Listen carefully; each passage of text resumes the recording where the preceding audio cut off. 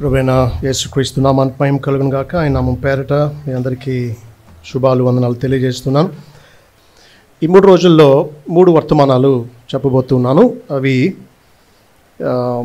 ఏం చెప్పాలని ఆలోచించినప్పుడు దేవుడిచ్చిన ఆలోచన ఏంటంటే, యేసుక్రీస్తు బోధించిన ఉపమానాల గురించి మొదటి వర్తమానంలో ఒక అవగాహన ఇచ్చి 3 ఉపమానాలు మీకు బోధించాలి అని ఆశిస్తున్నాను. మత్తయి సువార్త 13వ అధ్యాయం 1 నుండి 23 వరకు నేను చదువుతాను. దయచేసి బైబిల్స్ తెరిచి చూడండి. మత్తయి సువార్త 13వ అధ్యాయం 1-23 వచనాలు. అదేమంది యేసు ఇంటి నుండి వెళ్ళి సముద్ర తీరమున కూర్చుండెను. బహు జనసమూహములు తన ఎదుకు కూడి వచ్చినందున ఆయన దోణి ఎక్కి కూర్చుండెను. ఆ జనులందరూ దరిని నిలిచి ఉండగా ఆయన వారిని చూచి చాలా సంగతులను ఉపమాన రీతిగా చెప్పాను. ఎట్లనగా, ఇదిగో విత్తువాడు విత్తుటకు బయలు వెళ్ళాను. వాడు విత్తుచుండగా కొన్ని విత్తనములు త్రోవ ప్రక్కన పడెను. పక్షులు వచ్చి వాటిని మృంగివేశాను. కొన్ని చాలా మన్ను లేని రాతి నేలను పడాను. అక్కడ మన్ను లోతుగా ఉండనందున అవి వెంటనే మొలిచాను. కానీ సూర్యుడు ఉదయించినప్పుడు అవి మాడి వేరు లేనందున ఎండిపోయాను. కొన్ని ముండ్ల పొదలలో పడెను. ముండ్ల పొదలు ఎదిగి వాటిని అణిచివేశాను. కొన్ని మంచి నేలను పడి ఒకటి 100 అంతలుగాను, ఒకటి 60 అంతలుగాను, ఒకటి 30 అంతలుగాను ఫలించాను. చెవులు గలవాడు వినునగా కానీ చెప్పాను. తర్వాత శిష్యులు వచ్చి, నీ ఉపమాన రీతిగా ఎందుకు వారితో మాట్లాడుచున్నావని ఆయనను అడుగుగా ఆయన వారితో ఇట్లా, నేను పరలోక రాజ్యం మర్మములు ఎరుగుట మీకు అనుగ్రహింపబడినది కానీ వారికి అనుగ్రహింపబడలేదు. కలిగిన వారికే ఇయ్యబడును, వానికి సమృద్ధిగా కలుగును. లేని వానికి కలిగినది వాని ఎదురు నుండి తీసివేయబడును. మరియు వారు చూచుండి చూడరు, వినుచుండి వెనక గ్రహింపకి ఉన్నారు. ఇందు నిమిత్తము నేను ఉపమాన రీతిగా వారికి బోధించుచున్నాను.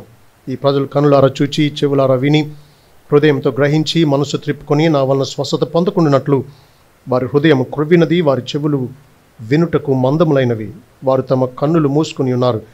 గనుక మీరు వినుమట్టుకు విందురు కానీ గ్రహింపనే గ్రహింపరు, చూచుట మట్టుకు చూతురు కానీ ఎంత మాత్రమునో తెలుసుకొనరు అని యెషయా చెప్పిన ప్రవచనం వీరి విషయమై నెరవేర్చున్నది. అయితే మీ కనులు చూచుచున్నవి కానీ గనుక అవి ధన్యములైనవి, మీ చెవులు వినుచున్నవి గనుక అవి ధన్యములైనవి. అనేక ప్రవక్తలను నీతిమంతులు మీరు చూచి వాటిని చూడగోరియు చూడకపోయారు, మీరు విని వాటిని వినగోరియు వినకపోయారని మీతో నిశ్చయముగా చెప్పుచున్నాను. విత్తువాను గూర్చిన ఉపమాన భావము వినుడి. ఎవడను రాజ్యంను గూర్చిన వాక్యము వినియు గ్రహింపకి ఉండగా దుష్టుడు వచ్చి వాని హృదయంలో విత్తబడిన దాన్ని ఎత్తుకొని పోవును. త్రోవ పక్కన విత్తబడిన వాడు వీడే. రాతి నేలను విత్తబడిన వాడు వాక్యం విని వెంటనే సంతోషంతో దాన్ని అంగీకరించువాడు. అయితే అతనిలో వేరు లేనందున అతడు కొంతకాలం నిలుచును కానీ వాక్యం నిమిత్తము శ్రమను హింసను కలుగుగానే అభ్యంతరపడును.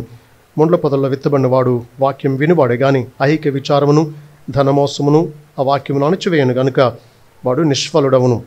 మంచి నేలను విత్తబడిన వాడు వాక్యం విని గ్రహించువాడు. అట్టి వారు సఫలుడై ఒకడు 100 అంతలుగాను, ఒకడు 60 అంతలుగాను, ఒకడు 30 అంతలుగాను ఫలించున్న నేను. ప్రభువా మీకు స్తోత్రాలు. లేఖనం మీది, సంఘం మీరు మీ స్వరక్తంతో సంపాదించుకున్న మీ స్వాస్థ్యం, మేము నీ దాసులం. మీ కార్యాన్ని మీరు మీ ఆత్మ ద్వారా నెరవేర్చుకోవాల్సిందని, మాకు అవసరమైన హెచ్చరిక అనుగ్రహించవలసిందని యేసునామములో వేడుకుంటున్నాం తండ్రి. ఆమేన్. యేసుక్రీస్తు ఉపమానాలు ఎందుకు బోధించాడు చెప్తారా? ఉపమానాలు యేసుక్రీస్తు ఎందుకు బోధించాడు? అర్థం అవడానికి, అంతేనా? సత్యాన్ని దాయడానికి కూడా, సత్యాన్ని కొద్దిమందికి అర్థం చేయించడానికి లేదా బయలుపరచడానికి, కొద్దిమందికి దాయడానికి. So the purpose of parables is to both conceal and reveal truth. సత్యాన్ని దాయడానికి అలాగే బయలుపరచడానికి 2 కారణాలను బట్టి యేసుక్రీస్తు ఉపమానాలు బోధించాడు. మీరు గమనిస్తే మత్తయి సువార్త 12వ అధ్యాయంలో యేసుక్రీస్తు దయ్యాలు వెళ్ళగొడుతూ ఉంటే పరిసయ్యులు, ప్రధాన యాజకులు, శాస్త్రులు ఏమన్నారు? బయల్జుబులు వల్ల దయ్యాల్ని వెళ్ళగొడుతున్నాడు అన్నారు. అంటే దయ్యాలకు అధిపతితో లింక్ పెట్టుకుని దయ్యాలు వెళ్ళగొడుతున్నాడు, ఈయన దయ్యం అన్నారన్నమాట. యేసుక్రీస్తును ఆ రీతిగా అవమానపరిచి ఆయన్ని ఎలా చంపుదామా అని వ్యతిరేకత ఎక్కువ అవుతూ ఉంది. మీరు మత్తయి సువార్తలో చూస్తే ప్రారంభం అంతా మొదటి సంవత్సరం దాదాపు ఆయన పెద్ద పలుకుబడి లేకుండా, అబ్స్క్యూరిటీ అంటారు, పెద్ద గుర్తింపు లేకుండా ఆయన పరిచర్య చేశాడు. రెండవ సంవత్సరం చాలా పలుకుబడి వచ్చింది, చాలా గుర్తింపు వచ్చింది, పాపులారిటీ బాగా పెరిగింది. అయితే మూడో సంవత్సరం వచ్చేటప్పటికి పాపులారిటీ అంతకంతకు తగ్గింది, వ్యతిరేకత, ద్వేషభావం పెరుగుతూ వచ్చింది. ఆఖరికి ఆయనను పట్టుకొని సిలువ వేసి చంపేదాకా శత్రుత్వం పెరిగింది. ఎప్పుడైతే ఆయన పలుకుబడి తగ్గుతూ వచ్చిందో, శత్రుత్వం పెరుగుతూ వచ్చిందో, ఈయన బోధలో మార్పు చేశాడు. ఏం చేశాడో తెలుసా? ఉపమాన రీతిగా బోధించడం మొదలుపెట్టాడు. ఎందుకు? ఉపమానాలు దాంట్లో నుండి భావం వెలుపల ఉండే వారికి అర్థం కాకూడదు అని మార్కు సువార్త 4వ అధ్యాయంలో వారి గురించి ఇలా అన్నాడు. మార్కు సువార్త 4:10 నుంచి చదువుతాను. ఆయన ఒంటరిగా ఉన్నప్పుడు 12 మంది శిష్యులు కూడా ఆయన చుట్టూ ఉండిన వారు ఆ ఉపమానములను గురించి ఆయన అడిగిరి. అందుకు ఆయన, దేవుని రాజ్యం మర్మములు ఎరుట మీకు అనుగ్రహింపబడినది, కానీ వెలుపల ఉండివారు ఒకవేళ దేవుని వైపు తిరిగి పాపక్షమాపణ పొందుదురు అని వారు చూచుటకైతే చూచియు, కనుగొనకయు, వినుటకైతే వినియు, గ్రహింపక ఉండుటకు అన్ని ఉపమాన రీతిగా వారికి బోధింపబడుచుందని చెప్పాను. వెలుపల ఉండే వారికి అనుగ్రహింపబడలేదు అన్నాడు. వెలుపల ఉండేవారు అంటే ఎవరు? అవిశ్వాసులు, దేవుణ్ణి నమ్మనటువంటి వారు. మత్తయి సువార్త 13వ అధ్యాయం 35లో మీరు చూస్తే లాస్ట్లో అంటున్నాడు, ఉపమానం లేక వారికి ఏమీ బోధింపలేదు. కాబట్టి ప్రభు పరిచర్యలో మార్పును మీరు గమనిస్తే ఆయన శిష్యులకే అర్థమయ్యేటట్లు ఆయన ఉపమానాలు వాడాడు. ఆ ఉపమానాలు వారికి తర్వాత వివరించాడు. ఇది శత్రువులకు, అవిశ్వాసులకు వివరించలా. అర్థమవుతుంది మీకు? So first sight and then insight. ఈ ఉపమానాల ద్వారా ఆయన దృశ్యాన్ని చూపించాడు, తర్వాత దాన్ని వివరించాడు. శత్రువులు అంతుపట్టని సంగతిగా దానిని గ్రహించుకొని ఉండేటట్లు ప్రభు చేశాడు. అదేంటండి? సత్యాన్ని కొద్దిమందికి దాయడం ఏంటి? ప్రభు మత్తయి సువార్త 11వ అధ్యాయంలో ముందే చెప్పాడు. 25లో అన్నాడు, ఆ సమయంలో యేసు చెప్పినదేమనగా, తండ్రి, ఆకాశములకును భూమికి నీ ప్రభువా, నీవు జ్ఞానులకును వివేకులకును ఈ సంగతులు మరుగు చేసి పసిబాలులకు బయలుపరిచినావని నిన్ను స్తుతించుచున్నాను. ఇలాగ చేయుట నీకు, నీ దృష్టికి అనుకూలమైందని నిన్ను స్తుతిస్తున్నాను అన్నాడు. సో కొద్దిమందికి మరుగు చేస్తూ ఉన్నాడు దైవ సంగతులు, కొద్దిమందికి బయలుపరుస్తూ ఉన్నాడు.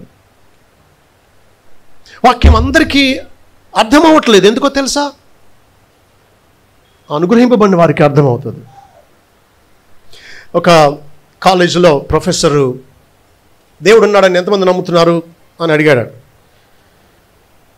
మీరు క్రైస్తవులని చెప్పుకోవడానికి ఇష్టపడే వాళ్ళు ఎంతమంది ఉన్నారంటే ఎవరు చేయట్లేదంటే ఇతను ఎక్కడ అవమానపరుస్తాడో అని. ఒక అబ్బాయి మాత్రం, నేను దేవునికి నమ్మకంగా ఉండాలి, నేను దేవుని విషయంలో సిగ్గుపడకూడదని చేయెత్తాడట. నేను క్రైస్తవుడను, నేను నా పాపాల విషయం పశ్చాత్తాపడి యేసుక్రీస్తు విశ్వాసం నుంచి రక్షింపబడ్డాను అని చెప్పాడట. సో అందరిలో హేళన చేస్తూ దేవుడంట ఏంటో మాట్లాడుతున్నాడు, ఈ రోజుల్లో కూడా ఇంత వివేకులు ఉన్నారా అన్నట్టు హేళన చేశాడట అని అన్నాడట. బైబిల్ చదువుతావా అన్నాడట. చదువుతానన్నాడట.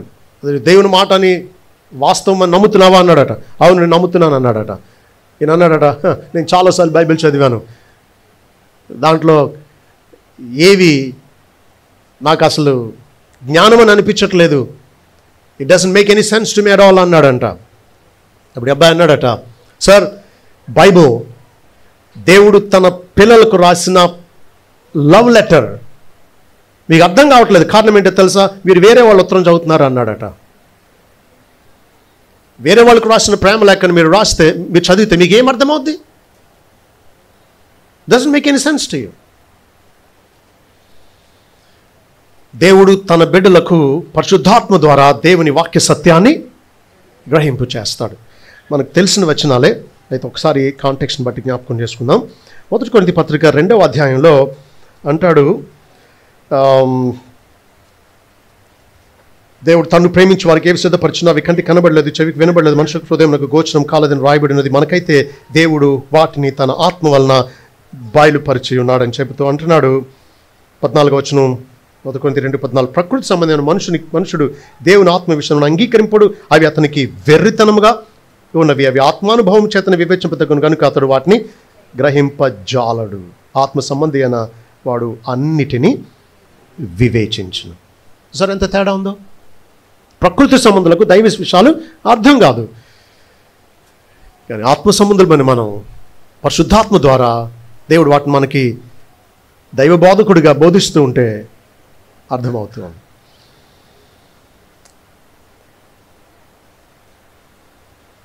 బైబిల్లో క్రొత్త నిబంధనలో చెవులు గలవాడు వినుగాక అని ఎన్నిసార్లు ఉందో తెలుసా? 16 సార్లు ఉంది. సువార్తల్లో 8 సార్లు, మరొక చోట చెప్పండి, ప్రకటన గ్రంథంలో 8 సార్లు. ఓకే, అందరికీ ఉన్నాయిగా చెవులు, మరి చెవులు గలవాడు విన్నుగాక అంటున్నాడే. చెప్పండి, ఆయన నిర్మించిన చెవులు, ఆయన తెరచిన హృదయం అనే భావం. అందరూ వాక్యం వింటున్నారు. లూదియా ఎందుకు వాక్యం మీద లక్ష్యం ఉంచింది? ప్రభు ఆమె హృదయాన్ని తెరిచాడు. సో చెవులు గలవాడు విన్నుగాక అంటే అర్థం ఏంటో తెలుసా? తెరవబడిన హృదయం గలవాడు గ్రహించును గాక అని. వినే చెవులు, గ్రహించే చెవులు అనుగ్రహించిన దేవుడు దేవుని రాజ్య మర్మాలు ఎరిగే సత్యాన్ని లేదా ఎరిగే కృపను అనుగ్రహించినటువంటి వారు వినండి అంటున్నాడు అన్నమాట. కాబట్టి విశ్వాసులు అందరూ వినండి అంటున్నాడు. ఒక రకంగా చెప్పాలి అంటే కృప పొందిన వారందరూ, రక్షింపబడిన వారందరూ గ్రహించండి విషయాలు అంటున్నాడు అన్నవాడు. చెవులు గలవాడు వినుగాక.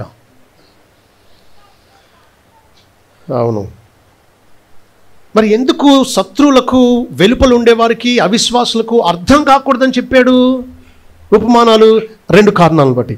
ఒకటి తీర్పు, రెండవది దయతో. ఒకటి తీర్పు ఏంటి అంటే, అవిశ్వాసులు చీకటినే ప్రేమిస్తున్నారు. Unbelievers love darkness, and this is the judicial binding of the unbelievers in the darkness that they so love.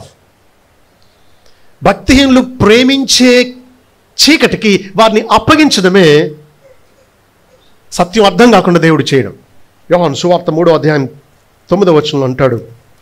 యోహాను సువార్త 3వ అధ్యాయం 19వ వచనంలో అంటాడు, ఆ తీర్పు ఇదే, వెలుగు లోకంలోనికి వచ్చింది కానీ తమ క్రియలు చెడ్డమైనందున మనుషులు వెలుగును ప్రేమింపక చీకటినే ప్రేమించిరి. దుష్కార్యం చేయి ప్రతివాడు వెలుగును ద్వేషించును, తన క్రియలు దుష్క్రియలుగా కనబడుకున్నట్లు వెలుగునొద్దకు రాడు.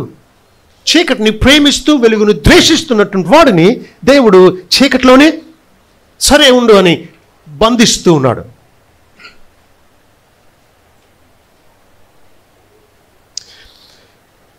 కాబట్టి తీర్పుగా వారికి వాక్యం అర్థం కాకుండా దేవుడు మరుగు చేయడానికే ఉపమానాలు బోధించాడు.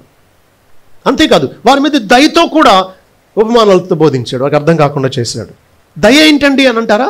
వారికి అర్థం కాకుండా ఉండడం వారి మీద దయ ఏంటి? It's God's mercy that they shouldn't understand God's truth, because the more they understand, the more they will be responsible, accountable. The condemnation will be more. లూకా సువార్త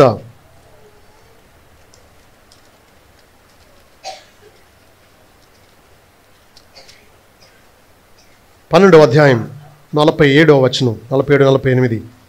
లూకా 12:47-48 అంటున్నాడు, తన యజమాని చిత్తం ఎరిగి ఉండి సిద్ధపడక అతని చిత్తము చొప్పున జరిగింపకుండా దాసునికి అనేకమైన దెబ్బలు తగులును. అయితే తెలియక దెబ్బలకు తగిన పనులు చేసిన వానికి కొద్ది దెబ్బలే తగులును. కాబట్టి వారికి కొద్ది దెబ్బలు తగలడానికి వారికి ఎక్కువ తెలియకుండా చేశాడు అన్నమాట. మీకు అర్థమవుతుందా? ఇప్పుడు ప్రభు మత్తయి సువార్త 11వ అధ్యాయంలో ఆయన అన్నాడు, 20 వచనం చూస్తే 11:20 నుంచి, ఆ పిమ్మట ఏ పట్టణములలో ఆయన విస్తారమైన అద్భుతములు చేసినా పట్టణంలో వారు మారు మనసు పొందకపోవటం వలన ఆయన వారిని ఇట్లు గద్దింపసాగాను. అయ్యో కొరాజెనా, అయ్యో బేత్సైదా, మీ మధ్యన చేయబడిన అద్భుతములు తూరు సీదోను పట్టణంలో చేయబడిన ఎడల ఆ పట్టణంలో వారు పూర్వమే గోను పట్టు కట్టుకుని బూడిద వేసుకుని మారు మనసు పొంది ఉందురు. విమర్శ దినమందు మీ గతి కంటే తూరు సీదోను పట్టణంలో గతి ఓర తగినదే నేను మీతో చెప్పుచున్నాను. కపెర్నహూమా అని చెబుతూ అంటున్నాడు, విమర్శ దినమందు 24వ వచనం, నీ గతి కంటే సొదొమ దేశపు వారి గతి ఓర్వ తగినదై ఉండి నేను మీతో చెప్పుచున్నాను. విస్తారమైన అద్భుతాలు చూసి కూడా నమ్మనటువంటి వారి గతి తీర్పు దినాన్న సొదొమ గుమరాల గతి ఓర్వదగినదిగా ఉంటుందంట. అంటే రెండు ఘోరమైనవే, కానీ ఒకళ్ళ పరిస్థితి చూస్తే కొంచెం వాళ్ళకి శిక్ష తక్కువ ఉంది, వాళ్ళ పని బెటర్ అనిపిస్తుంది. అందరూ జైల్లోనే ఉన్నారు, ఒకరిని చిత కొడతా ఉన్నారు, ఒకడికి తోటలో పని చేసి పని అప్పగించారు అనుకోండి. అందరూ జైల్లో ఉన్నా వాడి పని కొంత వీళ్ళతో పోల్చుకుంటే ఓర్వ తగిందిగా ఉంటుంది.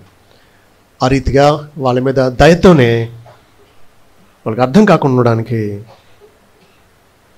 ఎక్కువకు వారు బాధ్యులు అవ్వకుండా ఉండడానికి ఆయన ఉపమాన రీతిగా వారికి బోధించాడు. ఒకే ఉపమానం, రెండు ఉద్దేశాలు.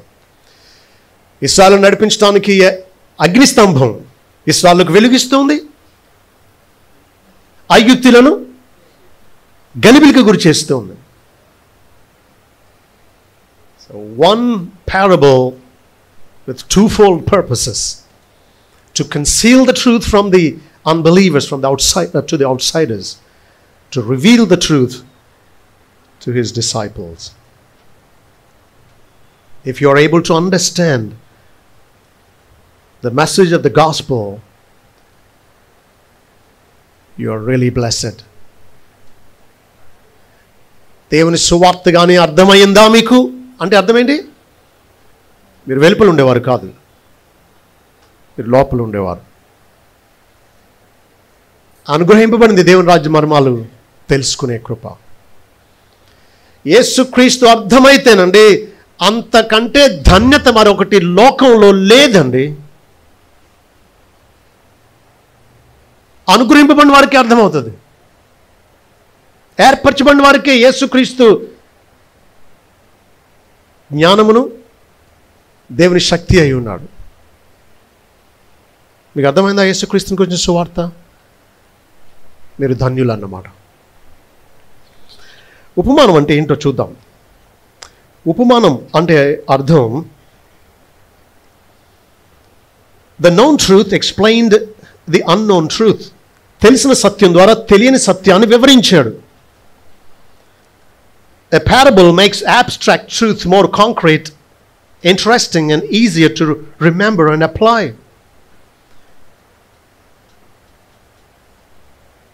A parable is an earthly story with a heavenly message.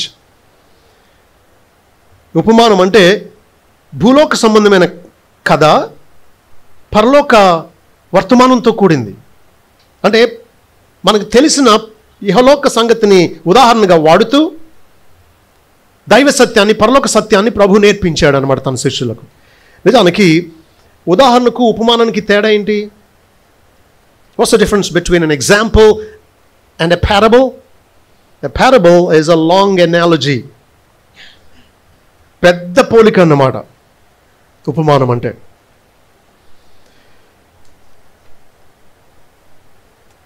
ఉపమానంలో రెండు వర్తమానాలు మనం చూడవచ్చు విశ్వాసులకు.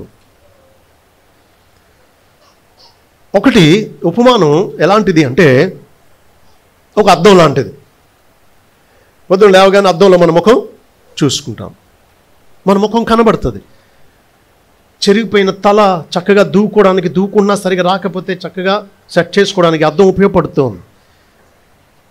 మురికి ఎక్కడన్నా ఉన్నా, ఎక్కువ పౌడర్ ఎక్కువైపోయినా, తేడాగున్నది అద్దంలో పరీక్షించుకుంటూ ఉన్నాం. కాబట్టి ఉపమానంలో మన జీవితాన్ని పరీక్షించుకోవడానికి ప్రభు ఇచ్చాడు. అంతేకాదు, ఈ ఉపమానం మీరు ధ్యానించే కొద్దీ ఇది ఒక కిటికీలాగా ఉంటుంది. అద్దం ఏమవుద్ది? ఇప్పుడు కిటికీ అవుతుంది. Mirror becomes a window to see God and his truth. దేవుని సత్యం, దేవుని కృప అర్థమవుతుంది అన్నమాట ఉపమానంలో. నిన్ను చూసుకుంటున్నావు, నీ స్థితి అర్థమవుతుంది. దేవుని కృపను, దేవుని సత్యాన్ని చూస్తూ ఉన్నావు, దేవుని ఆశ్రయించగలుగుతూ ఉన్నావు. Okay, the picture becomes a mirror which becomes a window. మిర్రర్లో చూసుకోవడం చాలా మందికి ఇష్టం ఉండదు. ఉపమానంలో తమ జీవితాన్ని చూసుకోవడానికి ఇష్టపడనటువంటి శాస్త్రులు, పరిసయ్యులు ప్రభుని చంపడానికే వ్యతిరేకించారు, ఆయన మీద కోపం తెచ్చుకున్నారు. వాళ్ళకి అర్థమైంది వాళ్ళ గురించి చెప్తున్నాడు అన్న సంగతి కొంతవరకు. అయితే మనం పరీక్షించుకోవడానికి దీన్ని అద్దంలా వాడదాం, అంతేకాదు కిటికీలా కూడా వాడదాం. అది దేవుని ఉద్దేశం. ఆయన ఉపమానాలు దాదాపు 42-43 ఉపమానాలు చెప్పాడు ఆయన. వీటన్నిటి వెనకాల ఉద్దేశం మాత్రం ఇదే, పరలోక సత్యాన్ని భూలోక సంబంధమైన సంగతులతో పోల్చి వివరించడం, శత్రువులకు అర్థం కాకుండా తన బిడ్డలకు గ్రహింపేటట్లు చేయడం. ఇది ఆయన ఉద్దేశం.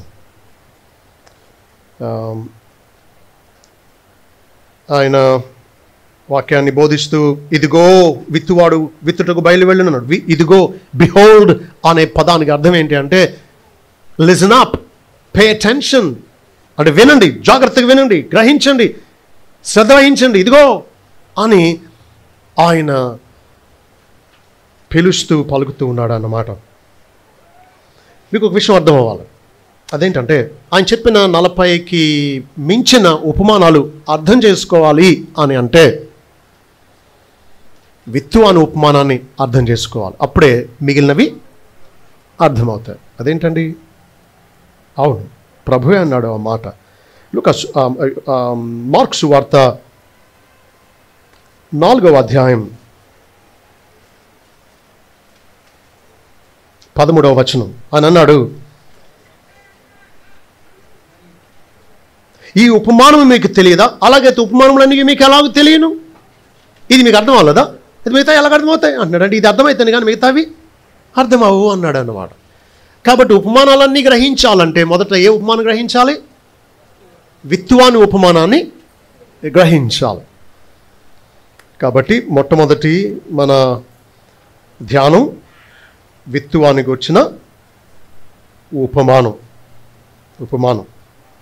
దీని సారాంశం సింపుల్గా మొదట చెప్పనివ్వండి.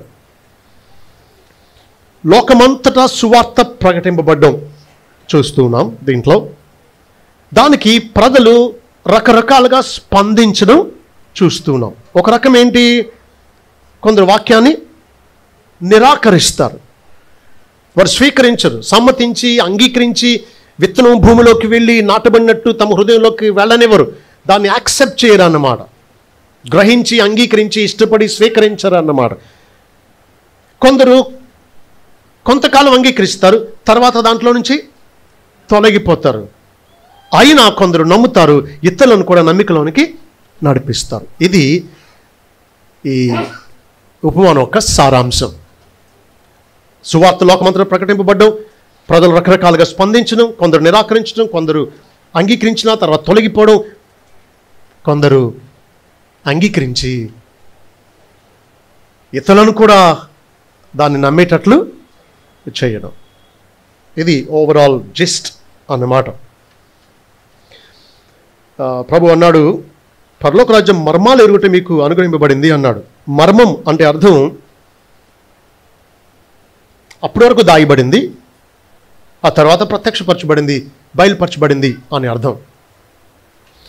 ఒక రకంగా చూస్తే పాత నిబంధన భక్తులకు గ్రహింపు కానీ లేదా వారికి దాచబడినవి క్రొత్త నిబంధనలో దేవుడు ప్రత్యక్షపరిచాడు. ఇవి మర్మాలు దేవుడు మనకు తెలియజేస్తున్నాడు. కాబట్టి దేవుడు ఈ మర్మాలు తెలియజేయాల్సినవి అన్నీ మనకు ఇప్పటికే తెలియజేసేసాడు. కాబట్టి ఎవరైనా మీకు మర్మాలు చెప్తాం, ఇప్పుడు వరకు ఎవరు చెప్పని చెప్తామని అంటే వాళ్ళు చెప్పేది తప్పు బోధ. ఎందుకంటే all truth is old truth. All mysteries are revealed in the scripture, and there are no new mysteries that God wants us to know right now. ఇప్పుడు మనం తెలుసుకోవాల్సిన మర్మాలు అనేవి దేవుడు బైబిల్లో చెప్పనివేమీ ఉండవు. కాబట్టి ఎవరో మర్మాలు చెప్తాం, లేదా అది మర్మం మీకు తెలియదు, మాకు ఒక్కరికే తెలుసు అంటున్నారంటే తప్పు అనమాట. అది దేవుడు బయలుపరిచాడు. అది తెలుసుకునే కృప ఆయన శిష్యులమైన మనకు అనుగ్రహించాడు. ఓకే, ఇక్కడ ప్రభు యెషయా గ్రంథంలో చెప్పబడినటువంటి మాటను ఆయన జ్ఞాపకం చేస్తూ, మీరు వినుమట్టుకు విందురు కానీ గ్రహింపరు, చూస్తారు కానీ వింటారు కానీ గ్రహించరు, మీరు మనసు మార్చుకుని రక్షింపబడినట్లు మీరు వాక్యం గ్రహించరు, మీరు కన్నులు మూసుకున్నారు, మీ హృదయం క్రొవ్వింది అన్నాడు. ఇశ్రాయేలీయులు రక్షింపబడకపోవడానికి కారణం ప్రవక్తలు లేక కాదు, దేవుని వాక్యం ప్రకటింపబడక కాదు. పెందల కడలు లేపి దేవుడు ప్రవక్తలను పంపించి చాలా బలంగా వాక్యాన్ని ప్రకటించాడు. అయినా వారు వాక్యాన్ని అంగీకరించలేదు. కారణం ఏంటో తెలుసా? వారి హృదయం క్రొవ్వింది అన్నాడు, మందంగా ఉంది అన్నాడు, కఠిన హృదయం అన్నాడు, మెడవంచని ప్రజలు అన్నాడు, హృదయ సంబంధమైన సున్నతి పొందని వారు అన్నాడు, హార్డ్ హార్ట్ అన్నాడు. చాలామంది వాక్యం వింటారు కానీ లోబడకపోవడానికి కారణం వాక్యంలో తేడా ఉండి కాదు, బోధకునికి చేతకాక కాదు. మీరు చెప్పండి, విత్తువాడు విత్తుతా ఉంటే 4 రకాల నేలలో పడ్డది, ఎన్ని రకాల నేలలో వాక్యం ఫలించలేదు? 3 రకాలు. త్రోవ పక్కను, రాతి నేల, ముండ్ల పొద. ఈ 3 రకాల నేలలో వాక్యం ఫలించాల. మంచి నేలలో పడ్డ విత్తనమే ఫలించింది. ఇప్పుడు తేడా ఎక్కడుంది చెప్పండి? విత్తనంలో ఉందా? ప్రసంగికంలో ఉందా? చెప్పండి. విత్తేవాడిలో తేడా లేదు, తాను విత్తిన విత్తనంలోనూ తేడా లేదు. తేడా అంతా ఎక్కడుంది? నేలలో ఉంది. కాబట్టి గ్రహించండి, సంఘానికి వచ్చే వాళ్ళు అందరూ వాక్యానికి లోబడతారా? లోబడరు. ఎందుకు? కొంతమందిలో ఫలం ఉండట్లేదు.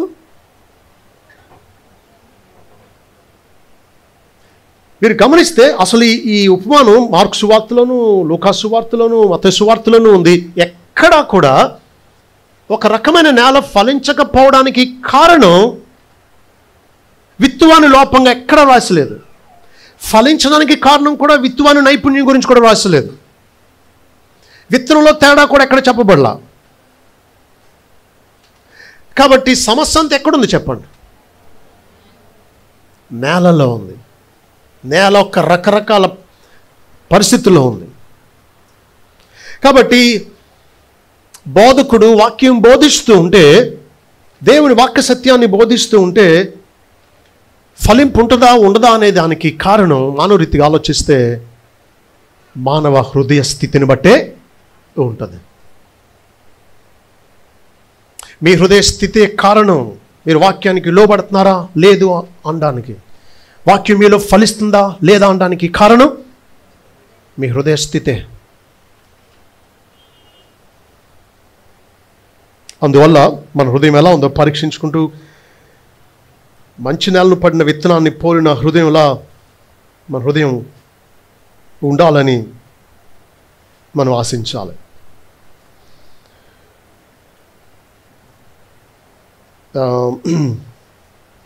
చూడండి, ప్రభు ఉపమానం చెప్పిన తర్వాత శిష్యులు వచ్చి దాని వివరణ అడిగారు. దానికి ప్రభు వివరించాడు. లూకా సువార్త 8వ అధ్యాయంలో విషయాన్ని కొన్ని వివరణలు మార్కు ఇవ్వని వివరణ మత్తయి ఇస్తాడు, వారిద్దరు ఇవ్వని వివరణ లూకా ఇస్తాడు. కాబట్టి 3 సువార్తల్లో ఉండే సత్యాన్ని మనం ధ్యానిస్తే మంచిది. లూకా సువార్త 8వ అధ్యాయం 9 నుంచి మనం చదువుకుందాం. ఆయన శిష్యుల ఉపమానోభావం ఏమిటని ఆయన అడుగుగా, ఆయన దేవుని రాజ్య మర్మములు ఎరుగుట మీకు అనుగ్రహింపబడి ఉన్నది, ఇతరులైతే చూచి చూడకయు వినియు గ్రహింపక ఉండినట్లు వారికి ఉపమాన రీతిగా బోధింపబడుచున్నవి. ఈ ఉపమానుభావం ఏమనగా విత్తనము దేవుని వాక్యం. ఇప్పుడు విత్తనం ఏంటి? దేవుని వాక్యం. అయితే ఇక్కడ ఒక మనం చిన్న సున్నితమైన సంగతి గ్రహించాలి. అదేంటి అంటే, బోధకులందరూ విత్తనాలే విత్తుతున్నారా? చెప్పండి.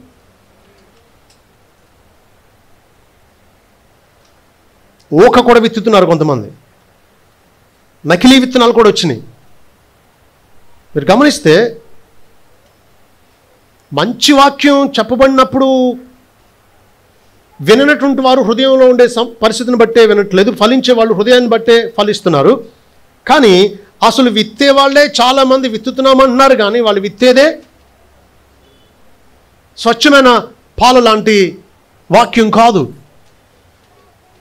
జీవం కలిగిన విత్తనాలు కాదు విత్తేది. కొర్నేలికి దేవదూత కనబడి పేతురుని పిలిపించాడు. ఎందుకో చెప్తారా మీరు? పేతురుని పిలిపించింది ఎందుకు అంటే, నేను చదువుతాను, తర్వాత రెఫరెన్స్ చెప్తాను, మీరు వినండి, ముందు తీయడానికి సమయం గడపడం కంటే. అప్పుడు అతడు, నువ్వు ఎబ్బెక్కు మనుషులను పంపి పేతురును మారు పేరు గల సీమోనును పిలిపింపుము, నీవును నీ ఇంటి వారు ఏ మాటల వలన రక్షణ పొందుదురో ఆ మాటలు అతడు నీతో చెప్పునని తన ఇంట నిలిచి తనతో చెప్పిన ఒక దేవదూతను చూచిన సంగతి మాకు తెలిపాను. ఎందుకు దేవదూత పేతురుని పిలిపించమన్నాడు? కొర్నేలి అనే శతాధిపతికి, నీవును నీ ఇంటి వారును ఏ మాటల వలన రక్షణ పొందుదురో ఆ మాటలు అతను నీతో చెప్పును, కాబట్టి పిలిపించుకో అన్నాడు. కాబట్టి సరి అయిన విత్తనం రక్షణ సువార్త. అది వినడం వల్ల ప్రజలు రక్షింపబడే సువార్త. ఈ రోజుల్లో చాలా చోట్ల మీరు దుర్బోధకులు చెప్పేది వాక్యం అనుకుంటున్నారు, కాదు.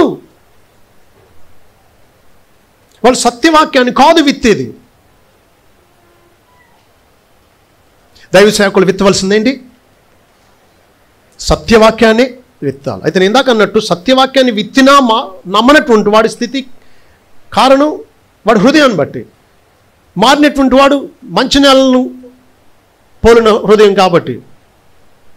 అయితే విత్తేవాడే సరిగా విత్తకపోతే మంచి నేలలో వేసినా సరే ఆ విత్తనం ఫలించదు, ఎందుకంటే విత్తనం కాదు కాబట్టి. అది చాలామంది దుర్బోధకులు తప్పలు పొట్టు విత్తుతూ ఉన్నారు.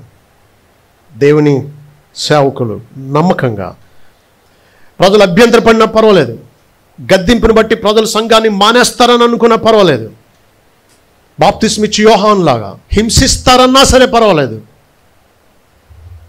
ఏం చేయాలి? వాక్యాన్ని నమ్మకంగా ప్రకటించాలి. ఓకే, విత్తువాడంటే ఎవరు? విత్తనం అంటే వాక్యం అని చూసాం. విత్తువాడంటే ఎవరు? విత్తువాడంటే ప్రభు. మత్తయి సువార్త 13:37. మత్తయి సువార్త 13:37 అన్నాడు, మంచి విత్తనం విత్తువాడు మనుష్య కుమారుడు, పొలము లోకము. ఓకే, మంచి విత్తనం విత్తేవాడు ఎవరు? మనుష్య కుమారుడు, యేసుక్రీస్తు. ఆయన అప్పగించిన పనిని చేస్తూ వాక్యాన్ని ప్రకటించే ఆయన శిష్యులు కూడా విత్తువాళ్ళు అని మనం గ్రహించాలి. కాబట్టి విత్తనమేమో వాక్యం, విత్తేవాడేమో ప్రభువును, సువార్త ప్రకటించేవారును.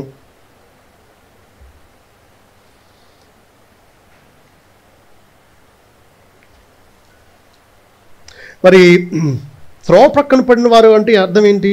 త్రోవ పక్కన పడిన విత్తనాన్ని పోలిన వారు అంటే త్రోవ పక్కన ఉండేవారు, వారు వినువారు కానీ నమ్మి రక్షణ పొందకున్నట్లు అపవాది వచ్చి వారి హృదయంలో నుండి వాక్యము ఎత్తుకొని పోను. నమ్మితే రక్షణ కలుగుతుంది, కానీ వారు నమ్మకుండా ఉండేటట్లు వారు గ్రహించలేదు. మార్కులో అంటాడు, వారు గ్రహింపలేదు కనుక అంటాడు. కాబట్టి వాక్యాన్ని వింటారు కానీ గ్రహించరు. విత్తబడింది వాక్యం, కానీ అది త్రోవ ప్రక్క, అంటే పొలం గట్టు ఉంటుంది చూసారా, నడవగా ఏమవుతుంది? నేల గట్టి పడిపోతుంది. విత్తనాలు విత్తే ముందు ఏం చేయాలి? మామూలు పొలాన్ని దున్నుతారు. దున్నినప్పుడు మట్టి మెత్తనవుతుంది, విత్తనం లోపలికి వెళ్ళి మొలవడానికి అవకాశం ఉంటుంది. ఈ త్రోవ ప్రక్కన దాన్ని విత్తం కదా, దాన్ని దున్నం కదా. కాబట్టి ఇలా విత్తనాలు ఇలాగా సెమీ సర్కిల్గా ఇసురుతూ ఉంటే కొన్ని త్రోవ పక్కన పడతాయి. అలాంటి దున్నబడని హృదయాల్లో వాక్యం పడ్డా అది పనిచేయదు. దున్నబడని హృదయం అంటే అర్థం ఏంటి అంటే బీడు భూమి. హోషేయ 10:12 అంటాడు, ఇదివరకు ఎన్నడు దున్నని బీడు భూములను దున్నుడి అంటాడు. ఈ దున్నబడని కఠిన సిద్ధపరచబడని హృదయం ఉందే, ఇది వాక్యాన్ని అంగీకరించదు. కాబట్టి విన్న వాక్యం వారిలో పనిచేయదు. వీళ్ళు వింటారు వాక్యం, నా కోసమే చెప్పాడు దేవుడు, చెప్పబడింది దేవుని గ్రంథంలోని మాటలే అనే మంచి మనసుతో వినరు. కాబట్టి బయటికి వెళ్ళగానే స్నేహితులు రకరకాల మాటలు, లేకపోతే స్పోర్ట్స్ గురించి, లేకపోతే సినిమాల గురించి, లేకపోతే బయట భోజనాల గురించి మాట్లాడుకుంటూ ఉంటే ఇది ఎప్పుడో ఎగిరిపోయింది, మర్చిపోయారు. అలా జరగకుండా ఉండాలంటే ఏం చేయాలో తెలుసా? వాక్యాన్ని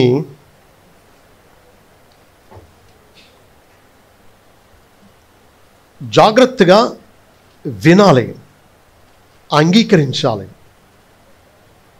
దాని గురించి మాట్లాడుకోవాలి, దాన్ని కంఠస్థం చేయాలి. అది పనిచేయడానికి దానికి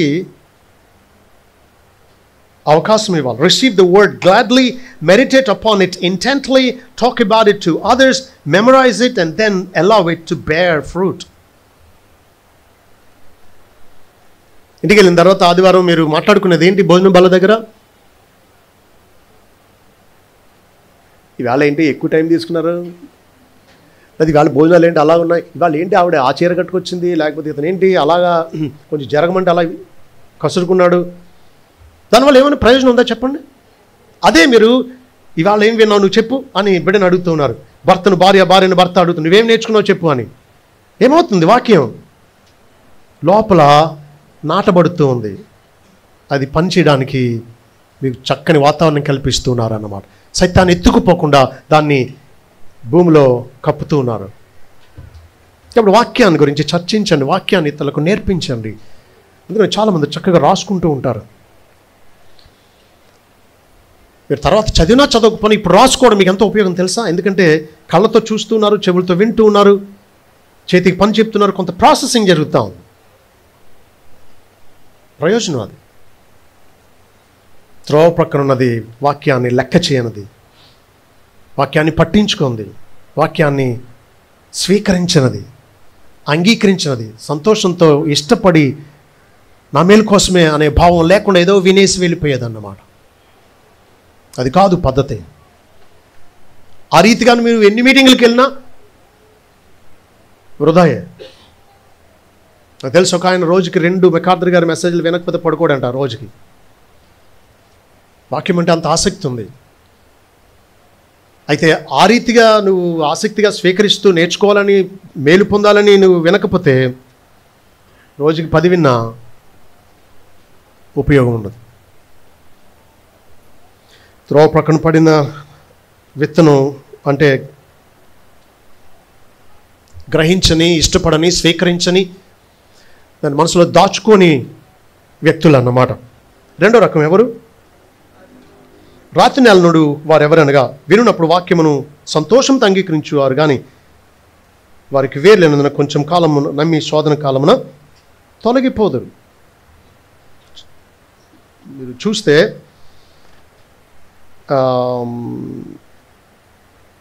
మత్తయిలోను మార్కులోను కూడా రాతి నేలను పడిన విత్తనం వెంటనే మొలిచింది అన్నాడు. వెంటనే అని అక్కడ ఎందుకు వాడాడు? ముళ్ళతుప్పల్లో పడింది కూడా మొలిచింది, కానీ వెంటనే అనే మాట రాతి నేలను పడిన విత్తనాన్ని గురించే వ్రాశాడు. ఎందుకంటే మన్ను లోతు తక్కువగా ఉంది, కింద రాయి ఉంది. పగలు ఎండకి ఏమవుతుందంటే భూమి వేడెక్కుతుంది, రాయి వేడి త్వరగా తగ్గదు. సో విత్తనం పడినప్పుడు ఈ వేడి వాతావరణం వల్ల త్వరగా ఫలిస్తుంది. గుడ్డు పొదిగినట్టు ఆ వెచ్చని వాతావరణం వల్ల త్వరగా మొలక వస్తుంది. రాతి నేలను పడిన విత్తనాన్ని పోలినటువంటి వాళ్ళు ఎవరు అని అంటే వాక్యాన్ని సంతోషంతో అంగీకరిస్తారు. కానీ ప్రభుని వెంబడించడానికి ఎంత మూల్యమవుతుందో, ఎంత త్యాగంతో దేవుని వెంబడించాలో, ఆయన నామాన్ని బట్టి ఎన్ని హింసలు వచ్చినా, ఎన్ని అవమానాలు వచ్చినా, ప్రజలు మీ మీద అబద్ధంగా చెడ్డ మాటలు పలుకుతున్నప్పుడు, ఇలాంటి వ్యతిరేకతలు వచ్చినా సరే ఎలా నిలబడాలో ప్రభు కోసం, అది ఇరుకు మార్గమే కానీ చేరేది జీవానికి. దానికోసం ఇది న్యాయమే అనే మూల్యాన్ని ఆలోచించి దిగరు అన్నమాట. వీళ్ళు పునాదేసేస్తారు కానీ కట్టలేరు. ఎందుకు? వెయ్యకు ముందే ఎంత ఖర్చు అవుతుందో వీళ్ళు తగులుబడి లెక్కేసుకోలేదన్నమాట. రాతి నెలలు పడిన విత్తనం అంటే అర్థం ఏంటో తెలుసా? ప్రభునామం నిమిత్తం హింస లేకపోతే శోధన, అంటే నువ్వు ఆయన వదిలేస్తావా లేదా అనే శోధన వచ్చింది, హింస వచ్చింది. ఆయన నమ్ముకున్నందుకు ప్రజలు హింసిస్తున్నారు. దాన్ని తట్టుకోవడానికి ఇష్టం లేకపోవడం అన్నమాట. అంటే వీళ్ళు ఎవరు అంటే అన్నీ బాగుండాలి వీళ్ళకి. ప్రభు దీవిస్తాడు, స్వస్థపరుస్తాడు, హెచ్చిస్తాడు, మంచి భవిష్యత్తు ఇస్తాడంటే నమ్ముతారు అన్నమాట వీళ్ళు. ప్రభు వీరి కోసం సిలువలో ప్రాణం పెట్టాలి, కానీ వీరు ప్రభు కోసం కొంచెం అవమానం కూడా భరించరు అన్నమాట. కానీ వాక్యాన్ని మన జీవితాల్లో దేవుడు ఫలింపు చేయాలి అంటే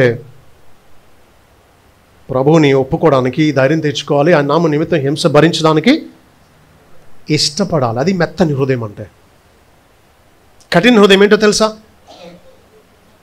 యోబు భార్య లాంటిది. మేలే అనుభవిస్తుంది కానీ కీడు అనుభవించదు. కీడు కానీ వచ్చిందా, దేవుడు పరీక్ష కానీ పెట్టాడా, అని దూషించి చచ్చిపో అంటుంది.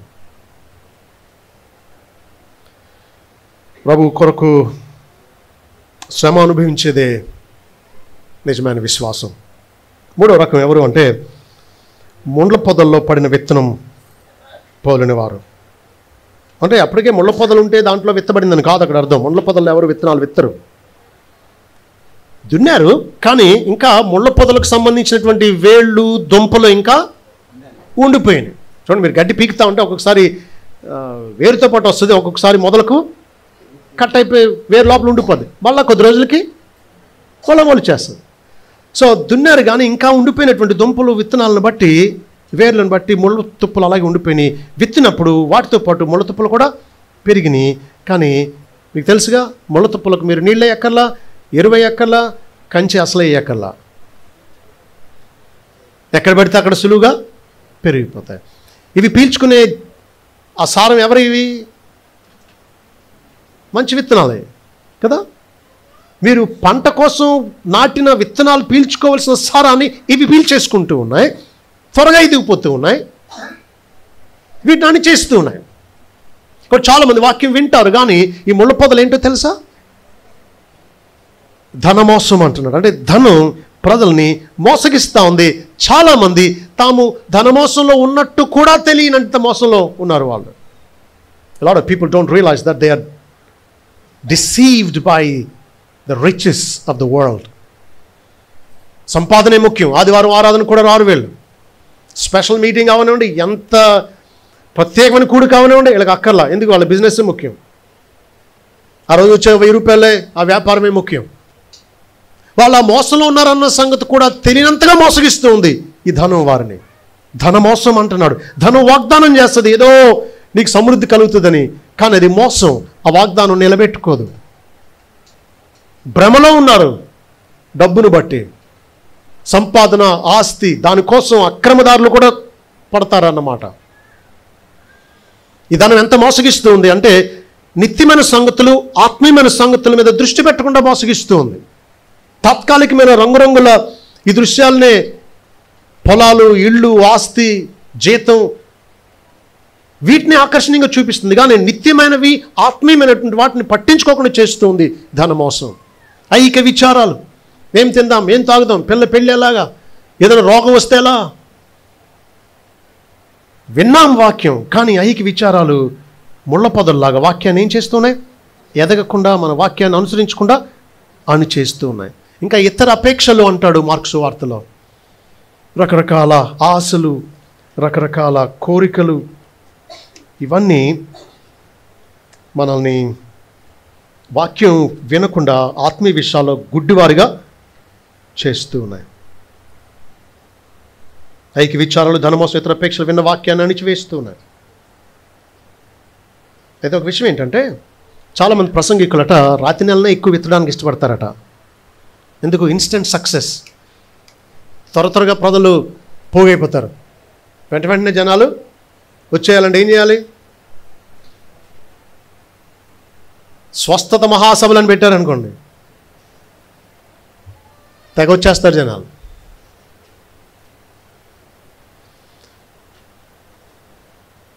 సరే, ఆఖరిగా మంచి నేలను పడిన విత్తనం పోలిన వారు ఎవరనగా, యోగ్యమైన మంచి మనసుతో వాక్యం విని దానిని అవలంబించి ఓపికతో ఫలించువారు. యోగ్యమైన మంచి మనసు. మంచి నేల అంటే అర్థం, వాక్యాన్ని వినడమే వేరుగా వింటారండి వీళ్ళు. మిగతా వాళ్ళకి వీళ్ళకి తేడా ఏంటి? వినడమే వేరుగా వింటున్నారు. ఎలా గ్రహిస్తున్నారు? వీళ్ళ మనసు యోగ్యమైన మంచి మనసు. యోగ్యమైన అంటే ఇంగ్లీష్లో ఆనెస్ట్ అండ్ గుడ్ హార్ట్ అన్నాడు. ఆనెస్ట్ అంటే నిజాయితీతో కూడింది. స్వలాభం కోసమో, తాత్కాలిక ఇహలోక మేళ కోసమో కాదు. దేవుని మాట నాకు ఆత్మకు ఆహారం, దేవుని వాక్యం నా త్రోవకు వెలుగు, నా పాదాలకు దీపం. దేవుని వాక్యం బండ లాంటిది కాదు, సుత్తె లాంటిది. బండలను బద్దలు చేయగల, కఠిన హృదయాలను మెత్తన చేయగలిగినటువంటి శక్తి కలిగిన హృదయం, శక్తి కలిగిన వాక్యం. ఇలాంటి మంచి గ్రహింపుతో, మంచి అభిప్రాయంతో వాక్యాన్ని వినడం. స్పెషల్ మీటింగ్స్ మన మేలు కోసమే. రోజు మనం వెళ్ళి అక్కడ కూర్చున్న వాక్యం చెప్పే అవకాశాలు ఉండవు. సహవాసం కావాలంటే ఒక మంచి ఆపర్చునిటీ, వెళ్దాం. అంతసేపు కూర్చోవాలా? స్పెషల్ మీటింగ్స్ అంటే 2 వర్తమానాలు ఉంటాయేమో, ఎక్కువసేపు చెప్తారేమో. ఇది యోగ్యమైన మంచి మనసు అంటారా? చెప్పండి. కొంతమంది మీటింగ్ వచ్చే ముందు అడుగుతారు, భోజనాలు ఉన్నాయా ఇవాళ అని. ఉన్నా లేకపోయినా వాక్యాన్ని ప్రేమించడం అనేది కదా యోగ్యమైన మంచి మనసు.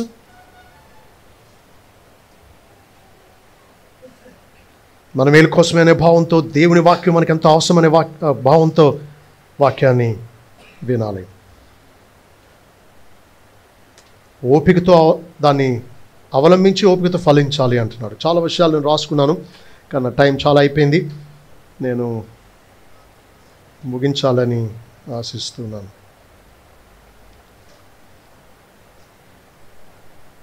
మీకు సువార్త అర్థం కాలేదంటే కారణం ఏంటి అంటే, దాన్ని లెక్క చేయట్లేదు, దురభిప్రాయాలు ఉన్నాయి, పాపం పట్ల ప్రీతి ఉంది.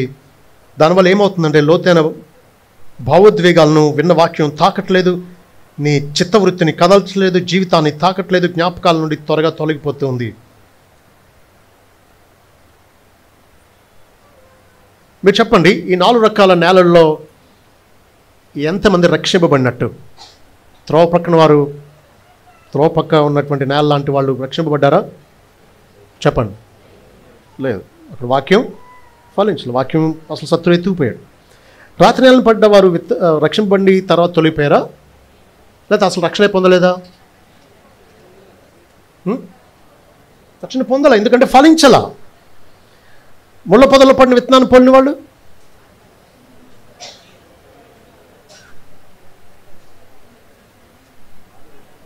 రక్షింపబడలా. ఎందుకు? వాక్యం నిష్ఫలమైపోయింది, వారిలో ఫలం లేదు. కాబట్టి కీలకమైన సంగతి ఏం చెప్పండి? ఫలం. ఫలం. Fruit is the crux of the matter. కాబట్టి ఫలించే వాళ్ళే రక్షింపబడిన వాళ్ళు అన్నమాట. మందిరానికి వచ్చిన వాళ్ళందరూ రక్షింపబడిన వాళ్ళు అని అనడానికి లేదు. వాక్యం విన్న వాళ్ళందరూ రక్షింపబడి అనడానికి లేదు. విన్న వాక్యం వారిలో ఫలిస్తుంది అంటేనే వారు నిజంగా రక్షింపబడ్డారన్నమాట. కాబట్టి salvation is more than a superficial, although joyful hearing of the gospel. Someone who is truly saved will go on to prove it. నిజంగా రక్షింపబడినవాడు దాన్ని తన జీవితంలో ఉండే ఫలం ద్వారా రుజువు చేస్తాడు. కాబట్టి రక్షణ అంటే కేవలం ఏదో పైకి వాక్యం విని ఆనందంగా భలే చెప్పారండి, చాలా బాగుందండి, మీ మందిరంలో మంచి వాక్యం దొరుకుతుందండి, ఇలా మెచ్చుకోవడం కాదు. నువ్వు రక్షింపబడితే అది నీ జీవితం ఉండే ఫలం ద్వారా మాత్రమే రుజువు అవుతుంది. చార్ల్స్ ఫిన్నీ అని ఒక నకిలీ బాధకుడు ఉండేవాడు. రివైవల్ అని అనేవాడు. కానీ నిజానికి అతని సభల్లో వేలాది మంది రక్షణ పొందినట్టు చేతులు ఎత్తేసి తీర్మానాలు చేసుకున్నట్టు ఉండేవారు, కానీ వాళ్ళందరూ తర్వాత తొలగిపోయేవారంట. అసలు అతను ఆదామవ్వల ద్వారా పాపం సంక్రమించిందని ఒరిజినల్ సిన్నే ఒప్పుకునేవాడు కాదట. కానీ ఈ రోజుల్లో చాలామంది చార్ల్స్ ఫిన్నీ పేరు చెప్పుకుంటూ ఉద్యోగం గురించి మాట్లాడుతూ ఉంటారు, చరిత్ర తెలియక, సంఘ చరిత్ర తెలియక. సరే, నేను ముగిస్తున్నాను. చాలామంది మందిరానికి వచ్చిన వాక్యం విన్నా వారి జీవితంలో ఫలం లేకపోవడానికి కారణం ఏంటో చెప్తున్నాను చూడండి. వారు 2 చేతులతో ఉండే లోకాన్ని, 2 చేతులతో వారు పట్టిన లోకాన్ని విడిచిపెట్టలేదు, 2 చేతులతో ప్రభువును స్వీకరించలేదు. ఒక రకంగా చెప్పాలంటే ఫలించిన వారు రక్షణ పొందలేదు. బాప్తిస్మ యోహాను అన్నాడు, మంచి ఫలం ఫలించే ప్రతి చెట్టు, మంచి ఫలం ఫలింపని ప్రతి చెట్టు నరకబడి అగ్నిలో వేయబడుతుంది అన్నాడు. మంచి ఫలం ఫలించకపోతే మనం రక్షింపబడినట్టే. చాలామంది అంటారు, మాలో ముళ్ళ పొదలు ఉన్నాయి, వాక్యం కూడా ఉందండి అంటారు. You can't have both weed and seed. నువ్వు ప్రభువును కొద్దిగా నమ్మి కొద్దిగా వెంబడిస్తూ ఆయనను సగం ప్రభువుగా నువ్వు అంగీకరించలేవు నీ జీవితంలో. Jesus has to be the Lord of all or he is not Lord at all. అయితే నీ జీవితంలో ప్రభువు, నీ జీవితంపై సంపూర్ణంగా ప్రభు, లేదా ఆయన అసలు నీ జీవితానికి ప్రభువే కాడు. అందుకని మనం ఏమనాలంటే Jesus Christ alone, Jesus Christ only and Jesus Christ always. ఆయనే నాకు, ఆయన మాత్రమే, ఎల్లప్పుడూ ఆయనే అనేటువంటి వారు నిజంగా రక్షింపబడినటువంటి వాళ్ళు అన్నమాట. సరే, ఆఖరిగా ఫలం అంటే ఏంటో చెప్పి ముగిస్తాను. మంచి నేలను పడ్డ విత్తనం ఫలిస్తుంది కదా. సో నిజంగా వాక్యం మనలో మొలుస్తుంది, ఫలిస్తుంది అంటే మనలో ఉండే లక్షణాలు ఏంటో చెప్తాను. 5 విషయాలు చెప్పి ముగిస్తాను. అయితే ఈ ఫలాలన్నీ కూడా ప్రజెంట్ టెన్స్లో వాడబడి, యోగమైన మంచి మనసుతో ఫలిస్తారు అనేది ప్రజెంట్ పార్టిసిపల్. అంటే అర్థం ఈ ఫలం సీజనల్ కాదు. ప్రజెంట్ టెన్స్ అంటే అర్థం కంటిన్యూవల్గా ఎల్లప్పుడూ ఉండే ఫలం అన్నమాట. కాబట్టి నిజ విశ్వాసుల్లో ఉండే ఎల్లప్పుడూ ఉండే ఫలాలు ఏంటో చూడండి. మొదటిది, ఇతరులను ప్రభు కొరకు సంపాదిస్తారు. Winnings others to Christ is the evidence of your salvation. Evidence that your faith is true. నీ విశ్వాసం సరైనది అనడానికి, నువ్వు నిజంగా రక్షింపబడ్డావు అనడానికి నువ్వు ఇతరులను ప్రభు కొరకు సంపాదించడమే నువ్వు ఫలించడం అన్నమాట. రోమపత్రిక 1వ అధ్యాయం 13వ వచనంలో పౌలు అంటున్నాడు, సహోదరులారా, నేను ఇతరులైన అనుజనులో పొందిన ఫలము మీలో కూడా ఫలం ఏదైనా పొందవలని అనేక పర్యాయం మీదకు రానుద్దేశించితని అంటున్నాడు. అనుజనులో ఫలం పొందాడు పౌలు. ఏంటో ఫలం? ప్రభు కొరకు కొద్దిమందిని సంపాదించాడు. కాబట్టి నువ్వు ఫలిస్తున్నావు అంటే అర్థం ఏంటో తెలుసా? నువ్వు ఇతరులను ప్రభు కొరకు సంపాదిస్తావు. వీళ్ళు ఎవరైనా చెప్పగలరా నేను ప్రభు కొరకు ఒక్క వ్యక్తిని సంపాదించానని? ఒక్క వ్యక్తినైనా మందిరానికి తీసుకొచ్చి వాక్యం వినేటట్లు చేసి బాప్తిసం వరకు నడిపించి శిష్యులుగా చేశామని? పిల్లల కన్నోళ్ళు ఏమంటారు?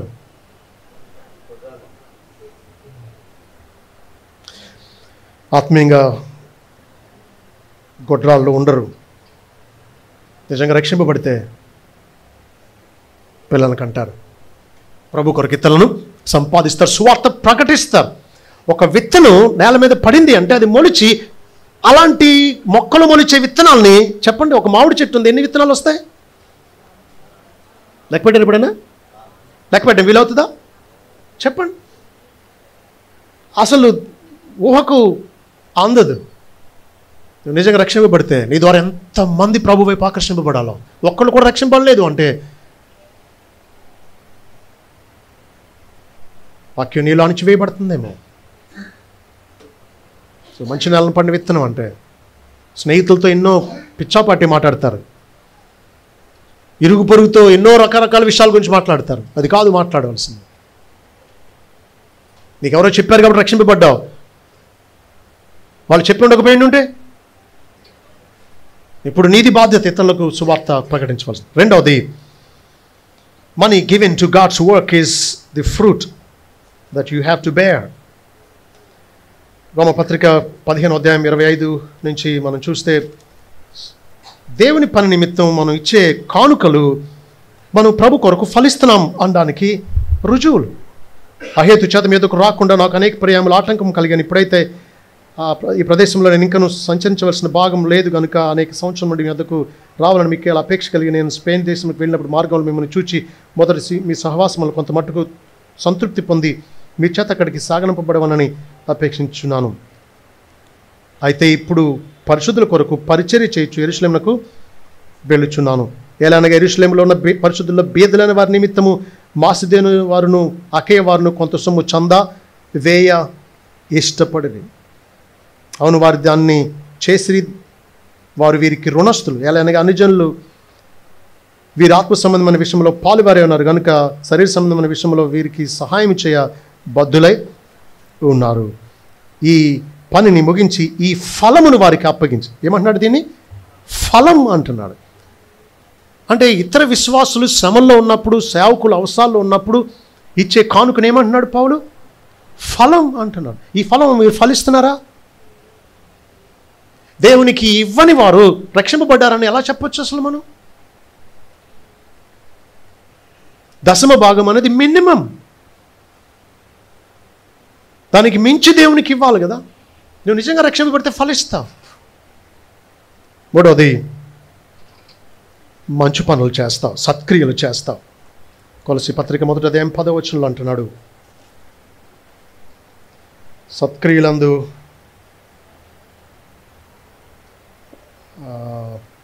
సఫలులవ్వాలి అంటున్నాడు. ప్రతి సత్కార్యములో సఫలులవ్వాలి అంటున్నాడు.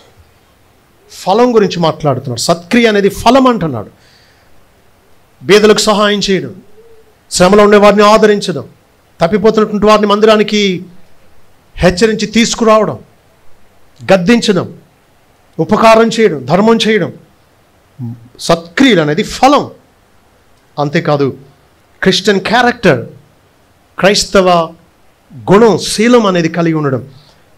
దీన్ని ఆత్మఫలం అని గలతీ 5:22-23 మనం చూస్తాం. ఆత్మఫలం మనలో ఉన్నప్పుడే మనం ఫలిస్తున్నట్టు. ఐదవది, ఆఖరిది, జిహ్వ ఫలం.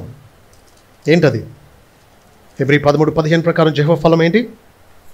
కాబట్టి ఆయన ద్వారా మనం దేవునికి ఎల్లప్పుడూ స్తుతియాగము చేయదాము, అనగా ఆయన నామమును ఒప్పుకొనుచు జిహ్వ ఫలము అర్పించుదాం. దేవుని స్తుతించడం అనేది ఆయన కోరే ఫలం.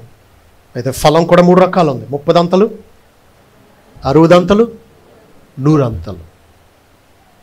యోహాను సువార్త 15:8 అంటాడు, మీరు బహుగా ఫలించటం వలన మీ తండ్రి మహిమపరచబడును, మీరు నా శిష్యులగుదురు అన్నాడు. మనం ఎలా ఫలించాలి? బహుగా ఫలించాలి. ప్రభు ఈ రీతిగా ఆయన వాక్యాన్ని మనం స్వీకరించి దున్నబడిన నేలలా, ఒక్కొక్కసారి విశ్వాసుల హృదయాలు కూడా త్రోవ పక్కన పడినట్టుగా ఉంటుంది. ఒక వారం వాక్యం మనలో పనిచేసినంతగా మరొక వారం పని చేయకపోవచ్చు. కారణం ఏంటి? మన హృదయం సరిగా సిద్ధంగా లేదన్నమాట. కాబట్టి మందిరానికి వచ్చే ముందే వాక్యాన్ని స్వీకరించడానికి హృదయాన్ని సిద్ధం చేసుకుని మంచి మనసుతో విందాం, ఓపికతో ఫలిద్దాం. ఆ ఫలమే రక్షింపబడిన వారికి, రక్షింపబడని వారికి తేడా చూపిస్తుంది. మనం నిజంగా రక్షింపబడితే మనలో ఈ 5 రకాల ఫలాలు బహుగా ఫలిద్దాం. ప్రభు అటువంటి కృప మనకు అనుగ్రహించును గాక.